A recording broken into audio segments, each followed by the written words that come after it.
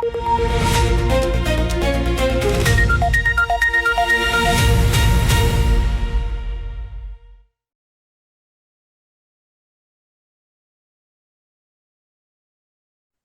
மின்னிதழ் நேயர்களுக்கு வணக்கம். இன்று மீண்டும் நாங்கள் இணைய நேர்காணலில் சந்திப்பதை இட்டு நாங்கள் புலகாங்கிதம் அடைகின்றோம். இன்றும் எங்களுடன் வளமை போல் மதிப்புக்குரிய கலாநிதி திருமிகு அருஸ் அவர்கள் எங்களுடன் இணைந்திருக்கின்றார்கள். இன்று எங்களுடைய பார்வையை நாங்கள் வளைகுடா நோக்கி செலுத்தலாம் என்று இருக்கின்றோம். இன்று திடீரென்று அருஸ் குவைத்தில் பெரியொரு தாக்குதல் ஒன்று நடைபெற்றுள்ளது. அதே போன்று பஹ்ரைனிலும் பெரியொரு தாக்குதல் ஒன்று நடைபெற்றுள்ளது. குவைத்தினுடைய அதிகாரபூர்வ செய்திகளின்படி அங்கு அந்த ஒருவர் இறந்துள்ளதாகவும் பெருமளவான பொருட்சேதங்கள் இடம்பெற்றுள்ளதாகவும் அதிகாரபூர்வ தகவல்கள் குவைத்தில் இருந்து வந்துள்ளது.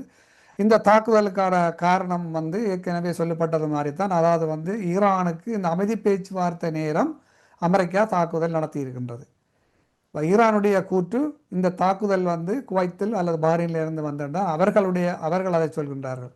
உங்களுடைய வியூகம், நீங்கள் இது என்ன, உங்களுடைய அவதானிப்பை கூறுங்கள்.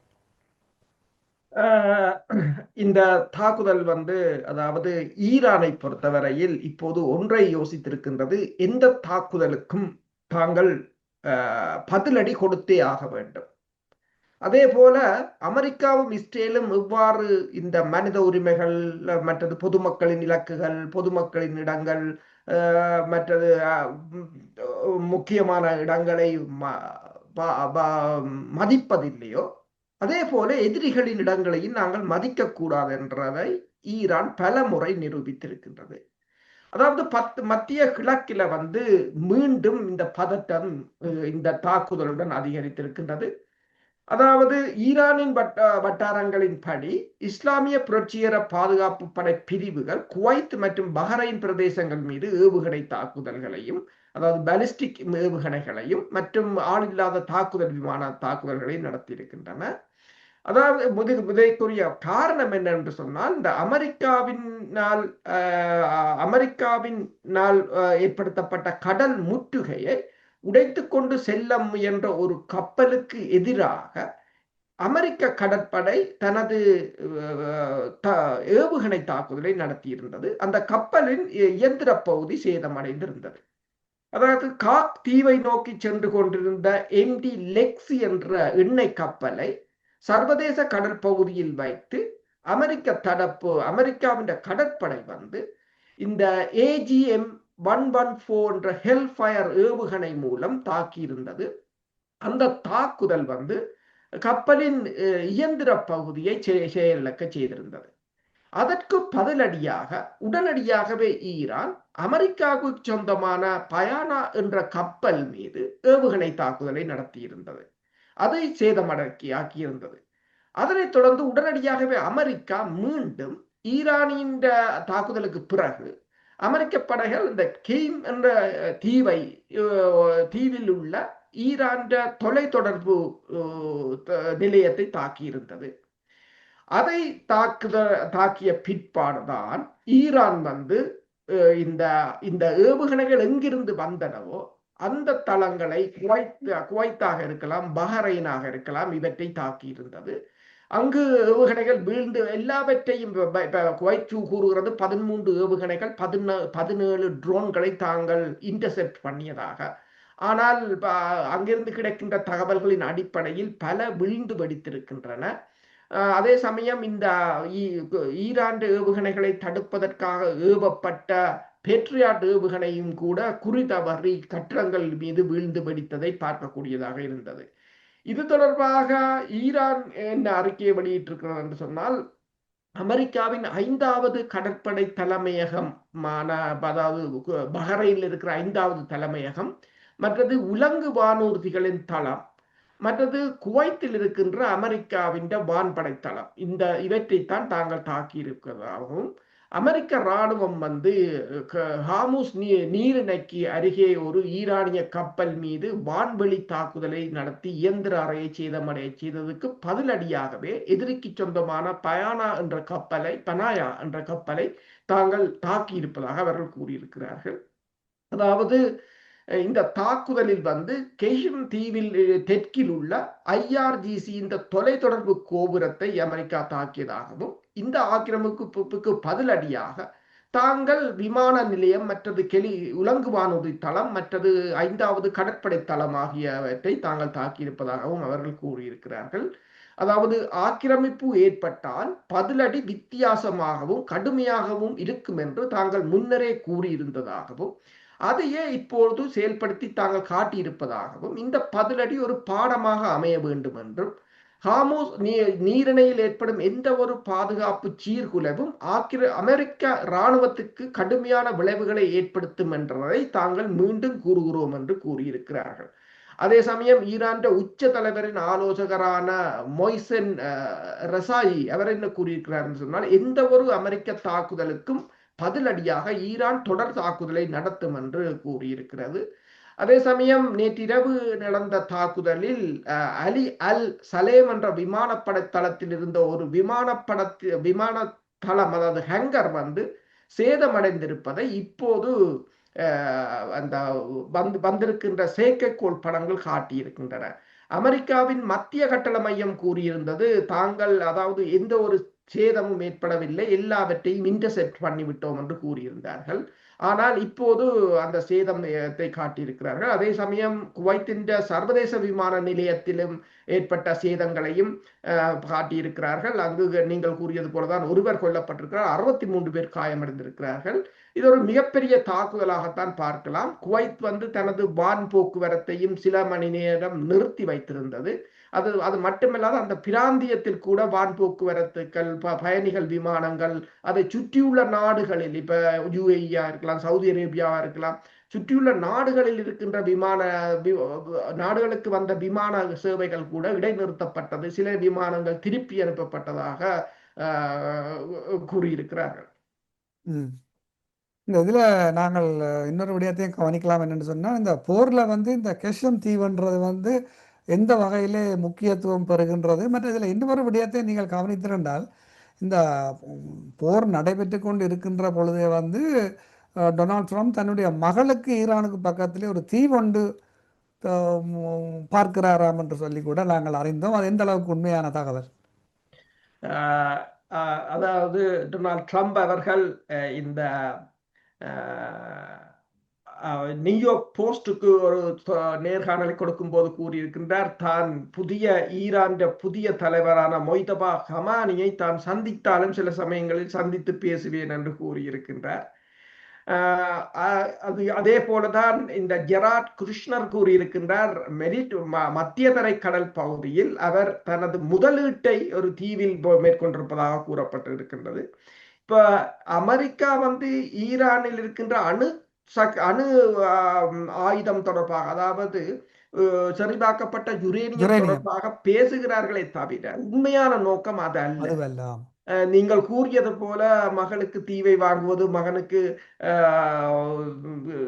முதலீட்டை செய்வது என்பதுதான் அவர்கின்ற விளக்கமாக, அவர்கின்ற நோக்கமாக இருக்கின்றது. இந்த போரின் போது அமெரிக்க அதிபரின் மகன் சொத்து மதிப்பு எவ்வளவு உயர்ந்திருக்கிறது என்பதை கூட அண்மையில் பைனான்சியல் டைம் ஒரு பதிவாக வெளியிட்டிருந்தது. இப்போதும் கூட அவர் இப்போது கூறுகிறார்கள், ஏன் இந்த மொய்தபா ஹுமானியை சந்திக்க போவதாக அவர் கூறியது ஏன் என்று சொன்னால், எண்ணெய் விலையை குறைப்பதற்காக. அவர் அதாவது ஒவ்வொரு தடவையும் எண்ணெய் விலையை குறைக்கும் போது ஒரு அறிக்கை, பிறகு அதை விற்கும் போது ஒரு அறிக்கை, தான் அந்த எண்ணெய் பங்குகளை வாங்கும் போது ஒரு அறிக்கை, அதனை திருப்பி மீண்டும் விற்கும் போது ஒரு அறிக்கை என்று சொல்லி இந்த நாட்டை, உலகத்தை மிகப்பெரிய ஒரு அச்சுறுத்தலுக்கு வைத்திருக்கின்றார் என்றுதான் கூறுகிறார்கள்.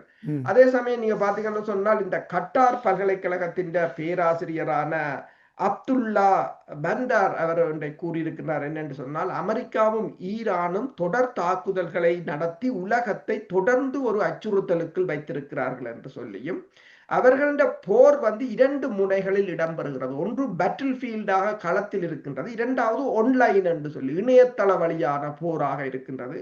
இரு தரப்பும் தமது வெற்றிகளை விற்பனை செய்கிறார்கள் வெற்றிகளை என்று சொல்லியும், தங்கள் பலவீனத்தை ஏற்க மறுக்கிறார்கள். அதுதான் இப்ப இருக்கிற பிரச்சனை என்றும் அவர் கூறியிருக்கின்றார். இதை மத்தியஸ்தம் செய்கின்ற நாடுகள் அல்லது ஏனைய உலக நாடுகள் அழுத்தம் ஒன்றை கொடுப்பதன் ஊடாக முடிவுக்கு கொண்டு வர வேண்டுமே தவிர இருதரப்பும் இதில் ஒரு முடிவுக்கு வரப்போவதில்லை என்றதான் அவரும் கூறியிருக்கின்றார். இது இப்படி இருக்க அங்கே மறுபக்கம் பார்த்தோம் என்று சொல்லி சொன்னால் பெஞ்சமின் நெத்தானியாவு, அதாவது வந்து ஒரு சிறிய நாட்டின் பெரிய சண்டியன், அவர் வந்து இந்த பெய்ரூட் நோக்கி ஒரு பெரிய தாக்குதலை நடத்த இருந்த வேளையிலே வந்து டொனால்ட் ட்ரம்ப் அவருடன் தொடர்பு கொண்டு பல வார்த்தை பிரயோகங்களும் கடுமையாக பேசியதாகவும் நாங்கள் அறிந்தோம். நீங்களும் இது பற்றி ஏற்கனவே வேறு காணொளிகளையும் இது பற்றி பேசியிருக்கின்றீர்கள். ஆனால் அப்புறம் அந்த பெய்ரூட் தாக்குதல் ஒருக்கா தாக்கி இருக்கிறார்கள், ஆனால் இப்பொழுது நிறுத்தப்பட்டு விட்டது. ஆனால் இந்த ஏற்கனவே இருக்கின்ற அமைதி ஒப்பந்தத்தின்படி வந்து காசா பகுதியில் இருந்து இஸ்ரேலிய படைகள் பின்வாங்க வேண்டும், அல்லவர்கள் அந்த இடத்தை விட்டு வெளியேறணும் என்ற ஒரு ஒப்பந்தம் தான் இருக்கின்றது. ஆனால் நீங்கள் இங்கு பார்த்தீர்கள்னு சொன்னால் காசாவிலே இஸ்ரேலிய படைகள் வந்து தொடர்ச்சியாக அங்கு நிலை கொள்கிறார்கள். அவர்கள் படைகளை பின்வாங்குவதாக தெரியவில்லை. அப்போ இதனுடைய நோக்கம் என்ன? அதே இடத்துல பார்த்தீங்கன்னா ஹிஸ்புல்லா வந்து ஆயுதங்களை போடணும்னு சொல்கின்றார்கள், ஆனால் ஹிஸ்புல்லா முற்றுமுழுதாக மறுக்கிறார்கள், நாங்கள் ஆயுதங்களை போட மாட்டோம் என்று. இப்போ இஸ்ரேலிய இராணுவத்தை நோக்கி இஸ்ரேலிய இராணுவத்தை தான் அவர்கள் குறிவைத்து இந்த ஹிஸ்புல்லாவுடைய தாக்குதல்கள் நடைபெற்று கொண்டு இருக்கின்றன. இது பற்றியும் சாது விளக்கமாக தாருங்கள்.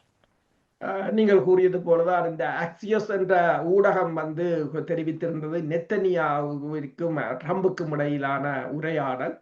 அவர்கள் இப்போது இன்னொன்றை போட்டிருக்கிறார்கள் என்னென்று சொன்னால், அதாவது நெத்தனியாவுடனான இந்த உரையாடலில் ட்ரம்ப் வந்து சாபங்கள் நிறைந்த ஒரு கடுமையான தாக்குதலை தொடுத்தார் என்று சொல்லியும், மத்திய கிழக்கில் போர் தொடர்வதை இஸ்ரேல் மட்டுமே விரும்புகிறது, அவர் நெத்தனியாவே பைத்தியக்காரன் என்றும் அழைத்ததாகவும் நன்றி கட்டவர் என்று குற்றம் சாட்டியதாகவும் கூறப்படுகின்றது என்று கூறியிருக்கிறது. இஸ்ரேலிய பிரதமரிடம் அவர் நான் மட்டும் இல்லை என்றால் நீ சிறையில் இருந்திருப்பாய், இப்போது எல்லோரும் உங்களை வெறுக்கிறார்கள் என்றெல்லாம் கூறியிருக்கின்றார். அதாவது லெபனான் விவகாரத்தில் அமெரிக்காவுடனான பேச்சுவார்த்தைகளை தெஹ்ரான் நிறுத்தி வைத்ததை தொடர்ந்துதான் இந்த பிரச்சனை எழுந்திருந்தது. இதன் மூலம் அது ஹிஸ்புல்லாக்கள், அதாவது லெபனானுக்கு எதிரான தனது ஆக்கிரமிப்புக்கு இஸ்ரேல் நியாயப்படுத்த பயன்படுத்தும் அமைப்பு என்றும், பாதுகாவலர் மட்டுமல்ல லெபனான் மற்றும் அனைத்து முஸ்லிம்களின் பாதுகாவலர் என்பதையும் நிரூபித்துள்ளது என்றும், அதன் தற்போதைய நிலையிலும் ஈரான் தனது கொள்கைகளில் சமரசம் செய்து கொள்ளவில்லை, ஏனெனில் அந்த கொள்கைகளே அதன் முழுமையான கொள்கையின் சாரமாக இருப்பதாகவும் பலர் கூறியிருக்கிறார்கள். ஆனால் இன்று பத்திரிகையாளர்கள் இது தொடர்பாக நெத்தன்யாவுடன் ஒரு கேள்வியை கேட்டிருந்தார்கள். அதாவது ட்ரம்ப் உங்களை முற்றிலும் பைத்தியம் என்று அழைத்தார், அது தொடர்பாக நீங்கள் என்ன சொல்ல போகிறீர்கள்? அதுக்கு அவர் என்ன கூறியிருக்கிறார் என்றால், சில நேரங்களில் சிறந்த குடும்பங்களில் இருப்பதைப் போலவே எங்களுக்கு இது போன்ற தந்திரோபாய கருத்து வேறுபாடுகள் ஏற்படுவதுண்டு, அவற்றை சரி செய்ய நாங்கள் எப்போதும் ஒரு வழியை கண்டுபிடிப்போம். காலையில் எங்களுக்குள் ஒரு கருத்து வேறுபாடு இருக்கலாம், ஆனால் மதியத்துக்குள் ஒரு பொதுவான நடவடிக்கையை கண்டுபிடித்து விடுவோம். நாம் ஒரு குடும்பம் என்பது அரசியல் வரலாற்றிலேயே மிகவும் பரிதாபகரமான ஒரு சேத கட்டுப்பாட்டு முயற்சி என்று பலர் இந்த நெத்தனியாஹு கருத்தை விமர்சித்திருக்கிறார்கள். அதாவது அதை அவர் மேலும் என்னத்தை கூறியிருக்கிறார் என்று சொன்னால், நாங்கள் 2 நாட்களுக்கு ஒரு முறை நான் ட்ரம்புடன் பேசுகிறேன், எங்கள் உரையாடல்களின் பொருட்களை ஈரானிடம் தெரிவிப்பது அர்த்தமுள்ளதாக எனக்கு தோன்றவில்லை என்று கூறியிருக்கின்றனர். ஆனால் அதாவது இது வந்து இந்த ட்ரம்பின் கருத்து இது தனிப்பட்ட ஒரு உரையாடலாகத்தான் இருந்தது. ஆனால் அது வெளியில் கசிந்தது வந்து ஈரானுக்கு ஒரு பிரச்சார ரீதியாக நன்மை பயப்பதாகத்தான் கூறியிருந்தார்கள். ஆனால் ஹிஸ்புல்லாக்களை பொறுத்தவரை நீங்கள் கூறியது போல இப்ப மார்கோ ரூபியோ என்ன கூறுகிறார் என்று சொன்னால், ஹிஸ்புல்லாக்கள் இஸ்ரேலின் எதிரி மற்றும் அமெரிக்காவின் எதிரி மட்டுமல்ல, லெபனான் மற்றும் லெபனான் மக்களின் எதிரி என்று கூறியிருக்கிறார். என்று சொன்னால் அதாவது அவர்களுக்குள் ஒரு பிரச்சனையை ஏற்படுத்துவதுதான் இதன் முக்கிய நோக்கம். ஆனால் நீங்கள் கூறியது போலதான் இஸ்ரேல் வந்து ஒரு மிகப்பெரிய தாக்குதலை ட்ரம்ப் தடுத்து நிறுத்தி இருக்கிறார். ஆனால் அன்று இரவே அவர்கள் வான் தாக்குதலை நடத்தி இருக்கிறார்கள். அதற்கு பிறகு இன்றும் கூட ஒரு மோட்டார் சைக்கிள் மீது நடத்தப்பட்ட ஆளில்லாத தாக்குதல் விமானத்தின் போது அது தீப்பற்றி எரிப்பதை காணக்கூடியதாக இருந்தது. ஆனால் அதே சமயம் ஹிஸ்புல்லாக்களும் தொடர்ச்சியாக ட்ரோன்களை பயன்படுத்தி கொண்டிருக்கிறார்கள், பெருமளவான ட்ரோன்கள். இதுவரையில் கிட்டத்தட்ட 206 இஸ்ரேலிய படையினர் காயமடைந்திருக்கிறார்கள், 14 பேர் கொல்லப்பட்டதாக கூறியிருக்கிறார்கள். ஆனால் இழப்புகள் அதை விட அதிகம். அவர்கள் எல்லாவற்றையும் மறைத்து விடுவார்கள், அங்கு நிறைய தணிக்கைகள் இருக்கின்றன. அவர்களுக்கு இப்போது பிரச்சனையாக இருப்பது ஹிஸ்புல்லாக்கள் என்ற ட்ரோன்கள் தான். இன்றும் வந்து வடக்கு இஸ்ரேலில் சைரன்கள் ஒலித்ததாக கூறப்பட்டுகின்றது. திங்கட்கிழமை ஒவ்வொரு 22 நிமிடத்துக்கும் ஒவ்வொரு தடவை சைரன்கள் ஒலித்ததாக கூறியிருக்கிறார்கள் இஸ்ரேல் பகுதியில். ஈரான் படைத்துறை ஆலோசகர்கள் ஹிஸ்புல்லாக்களுடன் நிற்பதாகவும் இந்த ட்ரோன்களின் தாக்குதலில் பின்னணியில் அவர்கள்தான் இருப்பதாகவும் கூறியிருக்கிறார்கள். இப்போது இஸ்ரேலிய படையினர் ஒன்றை கூறுகிறார்கள், இரவில் கூட அந்த நைட் விஷன் மூலம் அவர்கள் அந்த ட்ரோன்களை இயக்குவதாகவும், FPV என்ற ட்ரோன்கள் தான் மிகவும் சவாலாக இருப்பதாகவும், எனவே இரவில் அந்த ட்ரோன்கள் வருவதை கண்டுபிடிப்பதற்காக நாய்களுக்கு பயிற்சிகளை தாங்கள் இப்போது கொடுப்பதாகவும், ஏனென்று சொன்னால் அந்த ட்ரோன்களை ரடார்களால் கூட கண்டுபிடிக்க முடியவில்லை என்று.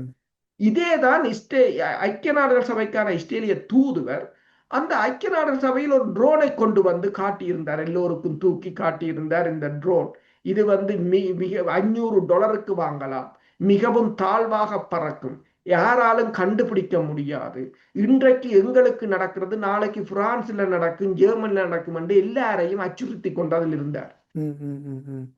ஐக்கிய நாடுகள் சபையில கொண்டே காட்டி என்ன பிரயோசனம்? ஐக்கிய நாடுகள் சபையே ஒரு ஒன்றுக்கும் உதவாத சபை, அங்கே ஒன்றுமே நடக்கிறது இல்லை, அங்கே கொண்டே இதை காட்டி என்ன பிரயோசனம்? ஓகே, நல்லதா. நாங்கள் நிறைவு செய்கின்ற நேரம் நெருங்குகின்றபடியால் நாங்கள் இத்துடன் இந்த நேர்காணலை நிறைவு செய்வோம். இன்னும் ஒரு நேர்காணல் கண்டிப்பாக இப்போ ட்ரம்ப் இருக்கிற வரைக்கும் திடீர்னு தாக்குதல் நடக்கும், எங்களுக்கும் பேச்சுக்கு குறையாது. நாங்களும் சரியான தகவல்களை திரட்டி எங்களை நேர்களுக்கு கொடுக்க வேண்டியது, நாங்கள் ஊடகத்திலே பணியாற்றுவோர் எங்களுடைய சரியான தகவல்களை, அதை முக்கியமாக சரியான தகவலை கொடுக்க வேண்டியது எங்களுடைய கடமை.